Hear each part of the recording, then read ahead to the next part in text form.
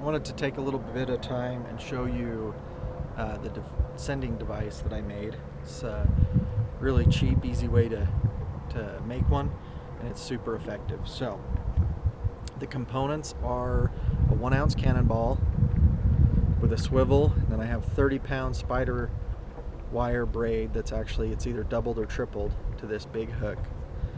I took the barb off. I didn't just pinch it, I actually ground the barb off. This could be any hook, a big circle hook. I just used this for, it was laying around from my one of my bass kits. Part of the reason that I did this hook, a circle hook, would work well is you can see the eyelet kind of lines up with the bottom there, so that as it's pulling kind of straight down, and then that hook is angled back into the mouth. So I don't know how much of a difference it made, but just keep an eye on those rods. That's what I did. Then I did another doubled up piece of braid to a swivel, and then it's hooked to a rod right now. Essentially what I'll do is, if I'm alone, I'll put the rod in the rod holder, open it up, and put on the clicker so it's not just free spooling. And then I just simply, have the fish in the water. I'm just letting the cannonball dangle, and if this is the fish's mouth, I just hook it in the bottom jaw. And I don't hook it hard, I just set it in there. Ooh, that's sharp. And then as soon as I get it set in there, I still have a hold of the tail, and I let go of the cannonball. It's going to start taking the head down, and then I just let it kind of pull the fish out of my hand, and it'll start clicking with the clicker, and it goes down pretty quickly. If you're stationary or there's not wind, which I usually am, you can actually see the fish descending on the fish finder, and I at least like to descend them 60-70% of the depth you hooked them from. Oftentimes you'll start feeling the fish moving and coming to life, but even at that, I get him down. If I caught him in 100 feet of water, I'm going to take him down to at least 60 feet of water.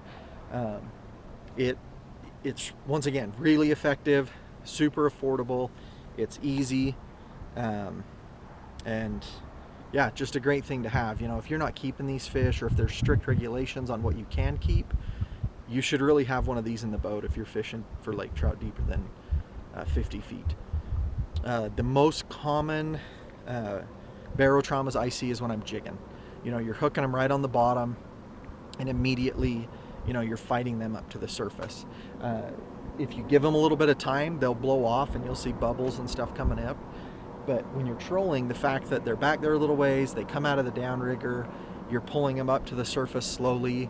I actually don't have a lot of fish that barotrauma when I'm trolling. It happens, and then just, the deeper you're going, the more likely that that's going to happen.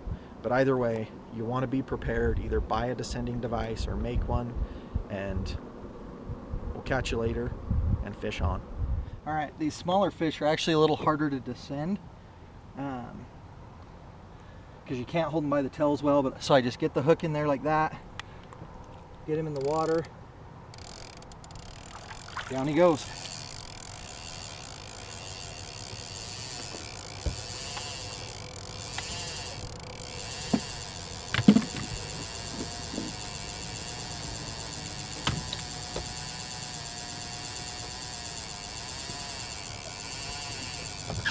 Okay, we're just going to keep him going. We're in 130 feet of water, down to 90, 100 feet, that'll work. And then pull it up and out. I can feel him pull loose. And then we just pull that heavy cannonball back up. That's all there is to it. Successful release on a barotrauma fish. So I didn't have a camera on the fish finder, but maybe I'll try to get one on there real quick. I can see him swimming off, so he's good to go, or swimming down further. But either way, he's out of here. So there we go. I hope this video helps on how to make your own. The line counter lets me know how deep it is. That clicker lets it just go down slowly, so it works for a really easy one-person release, and slick as could be. I do that in the kayak as well, so it works good. Thanks for watching. Please like and subscribe, and fish on.